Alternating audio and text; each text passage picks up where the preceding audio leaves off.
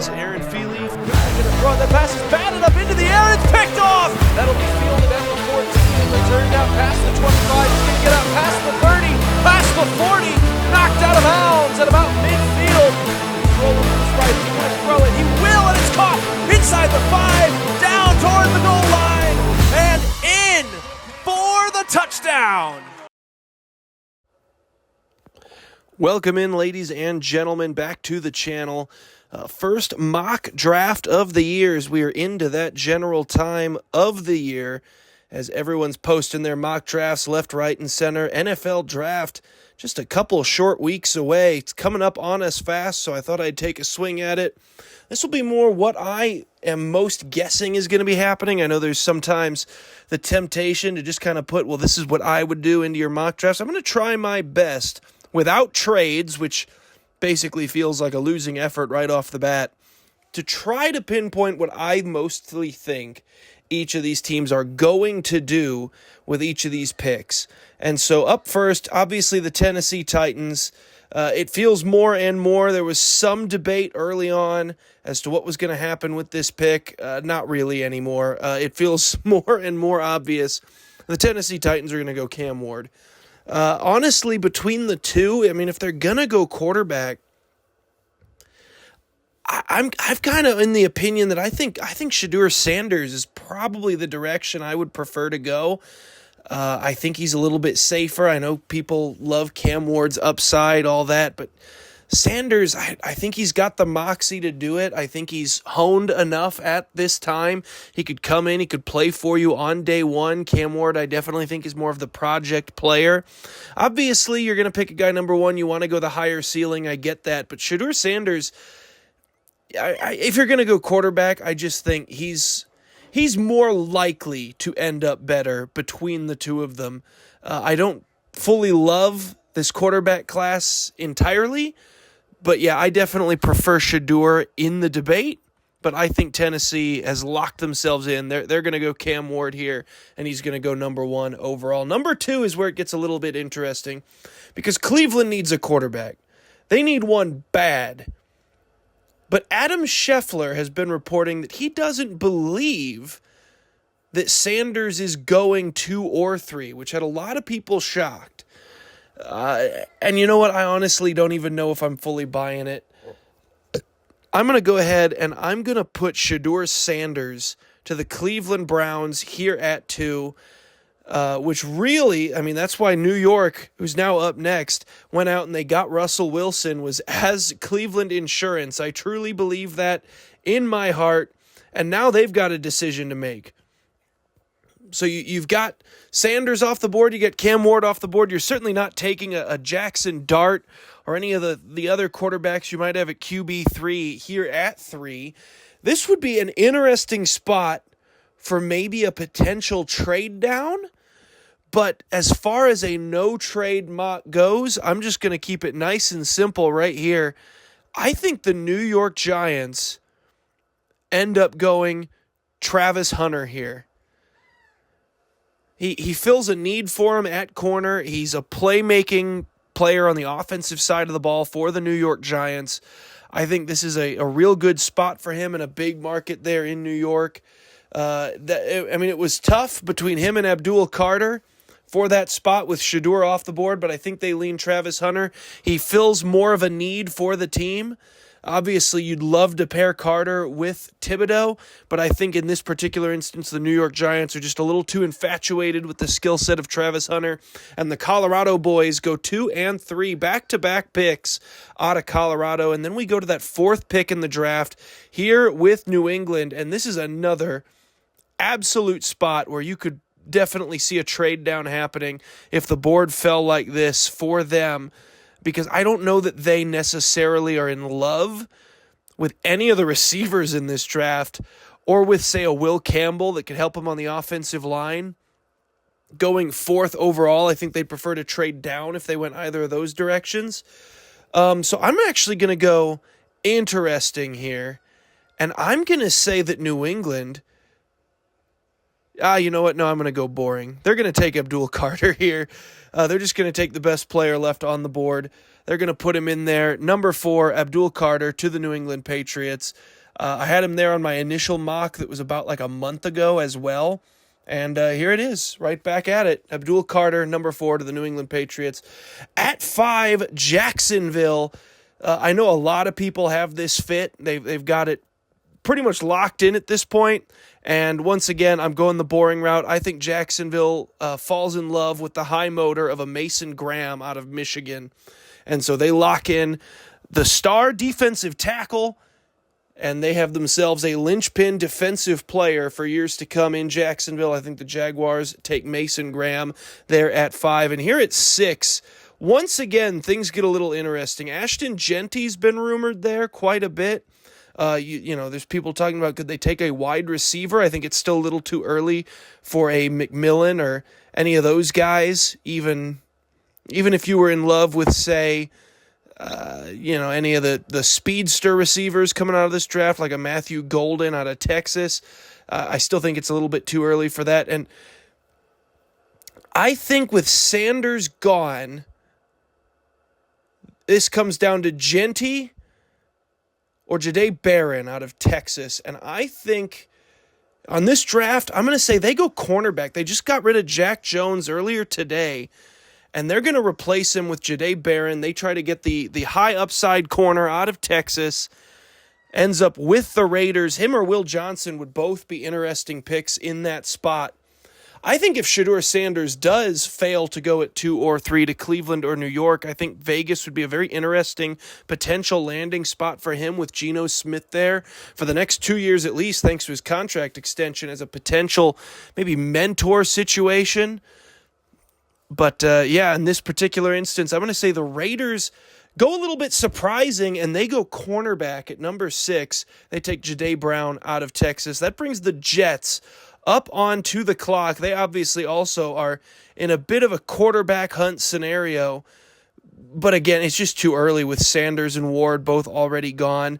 This is probably where you're going to see Will Campbell end up going. If I had to take my guess, I think Will Campbell ends up with the New York Jets here. They stick him in. There were some worries about his arm length. I think it's a little bit overblown. I think he's a gamer. I think he's a baller. I'd love for him to fall to 10 to Chicago. Potential fit right there. But yeah, in this mock, I think definitely the Jets are going to be one of the big-time teams to watch out for Chicago if they're eyeballing a Will Campbell as someone who might steal him. And I'm going to say that they do. They take Will Campbell out of LSU, and they shore up that left side of the line. I think they'll probably keep him at tackle, but I mean, there's some projections he could move inside, play some guard, but the Jets have a definite need on the outside. I think it's enough of a need that they might be willing to just overlook the arm length thing. They stick him out there, they make him the left tackle, and they just move forward. So then at 8, the Carolina Panthers could be looking a lot of different directions here. Tyler Warren out of Penn State. Nobody's really talking about that fit, but I don't really love the Carolina tight ends. But I think more than anything, they need some help on that defensive side of the ball. I had a lot of Jalen Walker doing my research. A lot of other mocks had him going right about here. I think that's probably pretty accurate, but Shamir Stewart is also a name to watch at this time. He's been meeting with the Carolina Panthers. They seem to really be infatuated with him. He only had 1.5 sacks this previous year out of Texas A&M. So definitely, I'm a bit 50-50 on it, but I think I'm going to go the safe route right now. I'm going to say Jalen Walker ends up in Carolina, which brings us to the New Orleans Saints, who themselves have a number of different ways they could go here. And I'm going to say that they end up going the Shamir Stewart route. I think New Orleans desperately needs some help on that defensive line. They decide to go high upside here. Bit of a surprising pick, but Shamir Stewart ends up in New Orleans, which leaves the Chicago Bears on the clock at 10. And as much as I would really like the potential to add an edge rusher, some defensive end coming off the outside, 2 of them going back-to-back, I don't think they're going to sit there and pick a Mike Green or Mikael Williams at 10. Obviously, Will Campbell already gone. You could be looking at a Kelvin Banks in this spot or an Armand Membo. But I'm going to say Chicago, with the board lining up like this, they're going to go Ashton Genty. This is where he falls. Genty falls to 10. The Chicago Bears scoop him up. They've got a legacy of running the football in Chicago. You know how much Ben Johnson loves to run the football and uses two running back offense. Ashton Genty pairing him up with DeAndre Swift in the backfield in Chicago. I think it's a match made in heaven. I think Chicago sends this one in. I think there's going to be a lot of angry Bears fans, too, claiming, oh, you never take a running back that high anymore. Well, they might just end up having to complain about it because I definitely think that where there's smoke, there could be some fire, and we've been hearing about this a lot. That'll bring up the San Francisco 49ers, and I think this is probably where Membo goes. Armand Membo, they need some offensive line help. They lost quite a few to free agency this offseason. They lost a lot of guys to free agency and trades this offseason. I think they try to shore that back up. I think Kyle Shanahan really likes running behind the big boys, and he tries to shore up that offensive line with some young talent, Armand Membo out of Missouri, to the 49ers at 11, which makes number 12 fairly interesting. Because is it too early for a second running back off the board? Dallas could be looking at an Amari and Hampton here. I think that's maybe a fairly fair spot that he could go, but I'm going to say they actually decide to go Kelvin Banks Jr. out of Texas. He had some arm length issues as well. Some talk about he might move into guard. And if the Dallas Cowboys are willing to run that experiment, take the left tackle from Texas, tell him, hey, we think your arms are just a little bit too short, they move him inside, could be a solution to their guard issue. And Kelvin Banks, really solid, aggressive offensive tackle, had some issues getting pushed back a little bit, hands getting inside of him, again, because of that arm length thing. I think maybe they move him inside to guard, and Dallas continues to build on that front, which leaves the poor Miami Dolphins now with two straight offensive linemen off the board, wondering what they're going to do with this pick. Tyler Warren still sitting right there. Lots to think about, but I think they decide to go defensive side of the ball. They're going to take Will Johnson, the cornerback out of Michigan. Fell a little bit more than I think a lot of mock drafts have him falling. Will Johnson, one of the stud defensive backs in this class. I think Miami would absolutely leap at the opportunity with some of the blue chip offensive tackles already gone from this one. And that makes the Colts' job real easy. The Colts, they're in line for an offensive guard. They're in line for, really a whole bunch of stuff. They could go defensive end here. They could go guard. They could go safety. They could go a number of different ways. But with Tyler Warren still right there, and many experts thinking he's like one of the surest fire tight end prospects that we've seen in a while. Obviously, Brock Bowers was like an anomaly, but apart from him last year, Tyler Warren, believed by many to be a very safe, surefire. Oh, this is a Pro Bowl tight end. He's going to be, at worst, he's going to be solid for you for years to come. I think he fills a big need for the Indianapolis Colts. He'll help with their run game. He'll help revitalize that passing game a little bit. They brought Daniel Jones in to compete with Anthony Richardson. That should be an interesting QB battle to watch all summer long. And whichever one ends up winning the job, you got a nice weapon for him right over the middle. Tyler Warren will make their jobs just a little bit easier. I think he goes right about here. And then here is where I think we're going to see Mike Green end up going. I think Mike Green, not Mikael Williams, will be the next defensive end off the board. Just a whole ton of production out of Marshall. Obviously led the entire country in sacks last year. I think the Atlanta Falcons scooped this one up a little bit undersized for a traditional defensive end, but he's been putting on a little bit of weight. Weighed in at about 250, I believe, at his pro day. And obviously coming off a 17-sack season for Marshall, the Thundering Herd last year. I think Atlanta tries to shore up their defensive line, and they lock this one in. And then right here, everyone knows I am a big Joe Burrow fan. I love me some Joe Burrow. He's almost single-handedly turned me into a Bengals side hustler when the Bears aren't on. I always like to keep track of them, and I think this will break their hearts a little bit because I definitely think the Bengals would be eyeballing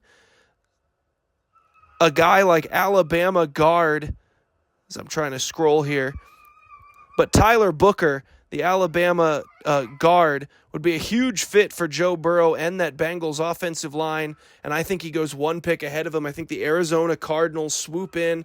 They get Booker for Kyler Murray and to try to shore up that offensive line over in the NFC West, going against some of those D-lines they have to face in the Rams, in the Seahawks, who they've still got some talent over there. They're coming off, just 2 years ago, led the NFL in sacks, I do believe. And, of course, obviously that San Francisco 49ers front as well, which leaves the Cincinnati Bengals on the clock. Big-time decision here with Tyler Booker just gone. Do you still go offensive line? With obviously now a bit of a drop-off from where they're at to the next offensive lineman that's probably available. You're probably looking at a Gray Zabel here. Could play guard, could play center. And I think maybe Cincinnati decides to go to the other side of the ball, and the Bengals go defense. They're going to take Jihad Campbell out of Alabama, a bit of a do-it-all defensive weapon. Could really help sure that they've got a lot of money invested in the offensive side right now. Do the Bengals. I think he could really help be a superstar defensive player, can play off ball, can play in the middle, make plays that way. He can line up on the edge and rush the passer, and we still don't know what's going to happen with Trey Hendrickson.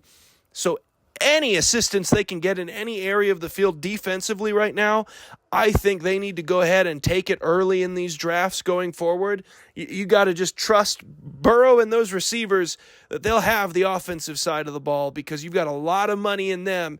I don't think you can invest more high-end assets to that side, especially with some of the scores the Bengals were losing by last year. I mean, how many 38-42s can Cincinnati put up with for yet another year? I think Jihad Campbell, Alabama had him playing some nickel corner from time to time last season. He can play a little bit of everything. He can drop back in coverage, play that well, play linebacker, tackle in the running game, gut on the edge, rush the passer when you need him to. I think that's a perfect fit for Cincinnati. A little bit of do-it-all there on the defensive side. And then one pick later, I think maybe we are looking at a Gray Zabel, because Seattle could use some interior help on their offensive line. They could use it bad. And even with Josh Simmons there at tackle for the offensive line, maybe to help in that area, Josh Connerly, probably more of a second-round talent, but obviously offensive linemen falling off the board, offensive line-needy teams might be a little panicky. I'm going to say, though, Seattle sticks with their guns. They go ahead. They lock in Gray Zabel. He can play center. He can play guard. He was a full-time left tackle in college, but I don't believe he'll stay there in the NFL. Obviously, North Dakota State, they quite simply, they just put him there because he was their best offensive lineman. And they just said, well, he's our best guy. Best guy's got to play left tackle. It was really that simple. And, I think with that being what it is, they just go ahead, move him inside, let him play a more natural position for himself, and Gray Zabel ends up in Seattle, which brings us to the Tampa Bay Buccaneers, who are going to send that card. They're going to hand Mikael Williams' name on a card to their fastest intern and sprint him up to the podium and tell Roger Goodell, hey, fast as you can, let's get this announced right here, right now. And Mikael Williams ends up in Tampa Bay. I think that's a near perfect fit for him.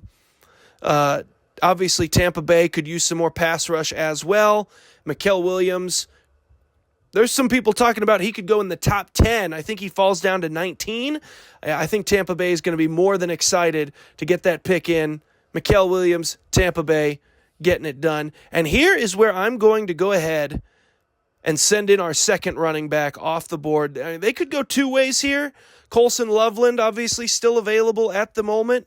But I'm going to say Denver goes ahead, and Omarion Hampton out of North Carolina ends up in Denver. He'll give him a dynamic player out of the backfield. They were really looking for some running back help throughout last year. Had a real committee approach to it.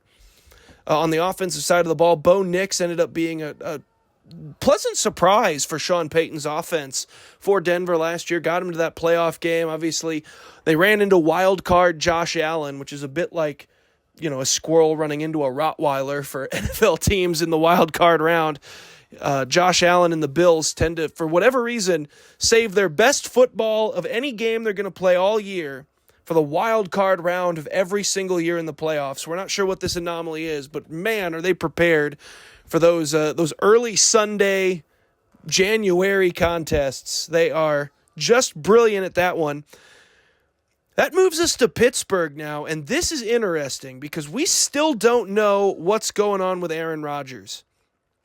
Pittsburgh, if Aaron Rodgers retires or goes somewhere else or whatever happens with him, I mean, if Shedeur Sanders ends up falling, if he doesn't go 2 or 3, I think Pittsburgh could be a real candidate to try to trade up and maybe go land Sanders high in this draft. If he falls to New England or he falls to Jacksonville, I think those guys are going to have Pittsburgh on their phones offering just a whole heap of draft picks trying to move up and get him. But the way it is here, Jackson Dart, maybe, but probably not. Pittsburgh might be tempted by a running back here, but again, probably a little too early for that. I'm going to say Pittsburgh goes ahead. They're going to take Malachi Starks, the safety out of Georgia, and they're going to put him next to Fitzpatrick and get themselves a nice defensive tandem in the back end going. And then one pick later, Chargers, this one's easy. Colson Loveland, he's still there. He fits a need. Tight end out of Michigan. He's going to end up in Los Angeles. The Chargers sprint that pick in, and they're going to have a nice pair of young route-running receivers for Justin Herbert. And obviously last year ended up in the, I believe, the second round, going up and grabbing Ladd McConkey with a trade up. He ended up being a very solid second-day wide receiver pick for them. Now they can pair him with Colson Loveland going over the middle. I think the Chargers will be in love with that, and they go ahead and send that one in immediately. And the Packers, this one's one of the hardest ones to ever pick because they sometimes go wonky. They can be a bit weird with it from time to time. When their name pops up on the clock, wide receiver is listed as a big need for them, and I mean, I was told on social media most of last year that they had something like 18 number one wide receivers on that roster. What happened, guys? And in my mock, unless you're going to count Travis Hunter, who's a bit of more of a two-way player, I've got every single wide receiver still on the board. Each and every one of them is still available. And I think the Packers still don't take one. I don't love this wide receiver class. I don't think the NFL teams are super in love with this wide receiver class. And I think the Packers, once again, wide receivers just keep on falling. I think the Packers are going to go edge rusher here. I think they're going to go James Pierce out of Tennessee. He comes in, he can slide in on that edge, give him a little bit more pass rushing help along that defensive front.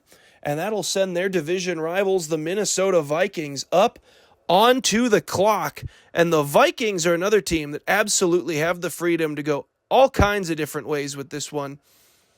And I think they're going to go with the Texas A&M product. I think this is where you're going to see Nick Scorton go.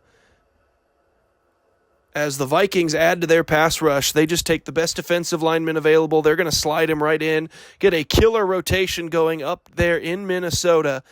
And then with the Houston Texans on the board, we're finally going to get our first wide receiver coming off. They'll lock up Tet McMillan. They'll run it up there. They could go offensive line with this pick, but I think offensive line's a bit more scarce at this point in the draft.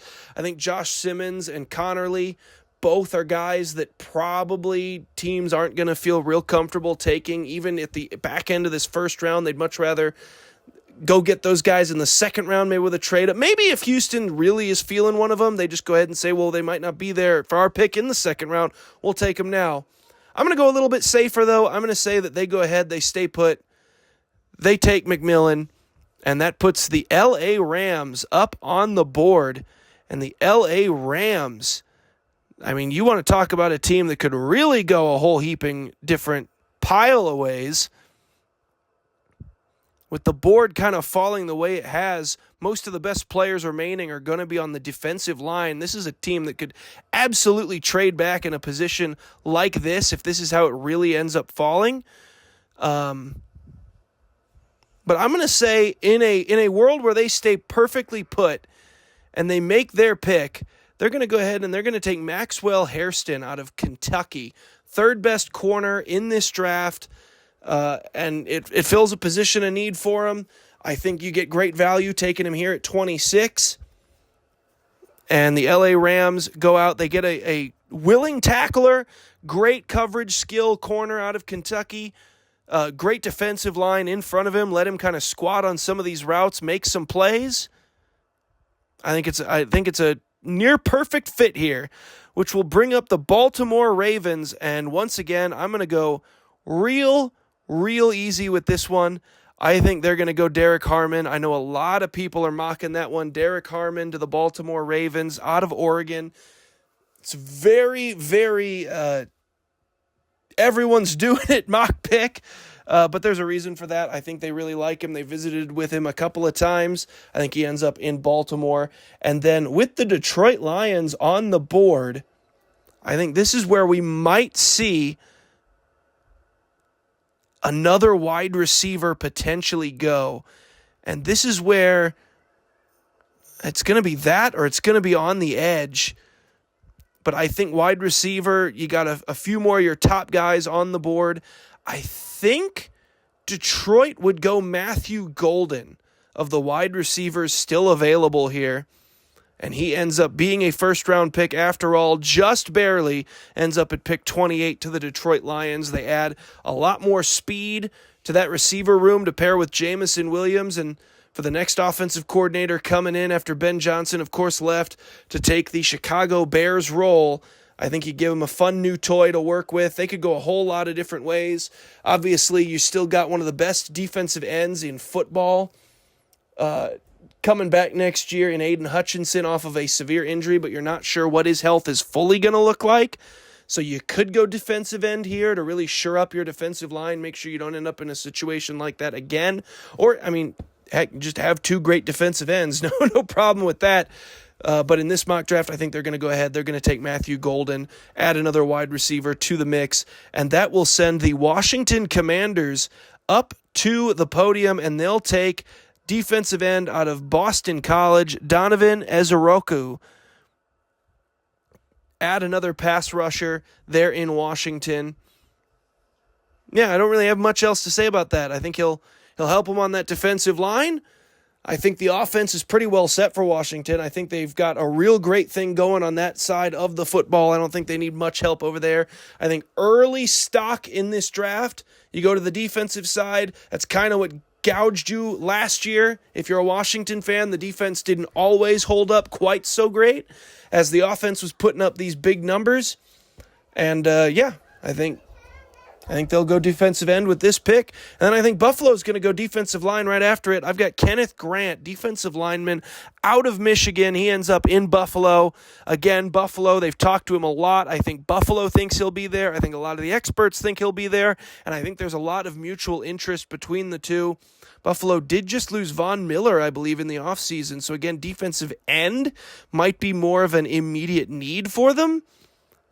But the best defensive lineman left is going to be Grant. I think they take him right here, and I think they feel real good about that, which leaves Josh Simmons available out of Ohio State for the Kansas City Chiefs, who have been desperate for tackle help for it feels like 2 or 3 or 4 years now for them, depending on who you ask.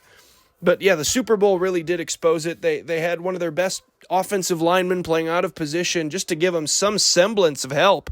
On the left side, they tried to have Joe Thuney playing tackle. He's more of a natural guard, of course. Multi-time All-Pro at guard, and he was the only option they had. They had to move him out of position, try to roll the dice with that because they just didn't like what they had at the tackle positions. So I think they try to shore that up here. Josh Simmons had a phenomenal start to the year for Ohio State before he ended up losing most of his season with that injury. But before that, he was an absolute monster at the left tackle position for Ohio State. I think they roll the dice with the injury situation here, especially at pick 31. I think it's great value. And the Chiefs lock in Josh Simmons, and they move. Which brings us to the Philadelphia Eagles. And what do the Eagles choose to do? This is interesting, because there's a lot of different ways they could go here. Defensive end, they love their defensive ends there in Philly. I think we all know that. But they could use some back-end help. Of course, just lost safety C.J. Gardner-Johnson. And I think that's the route they decide to go here. I think they're going to take Nick Amenwari, the safety out of South Carolina, as the final pick in round 1 to the Philadelphia Eagles. Big athletic upside from him. I think he'd be a great complement to that front four. He's a phenomenal ball hawk. He's a big playmaker, and I think a great fit for a team like the Eagles, who can generate pressure up front and allow him to really try to, jump some routes, make some big plays for you, and be the big play machine that he really is. And there you have it. There's my mock draft for the first round 1.0 here on the channel. Take a look at it. What are your guys' thoughts? Where do you think Shedeur Sanders is going to fall? What do you think? Do you think he does go at 2? Do you think he starts to slide? What is your favorite team? Who are you hoping for, and who do you think they're going to get? Let me know in the comment section below. Don't forget to like and subscribe the video. Or like the video and subscribe to the channel for more content like this. I do all kinds of NFL stuff. I've got lots of sports content coming. Thank you guys, and I'll see you next time.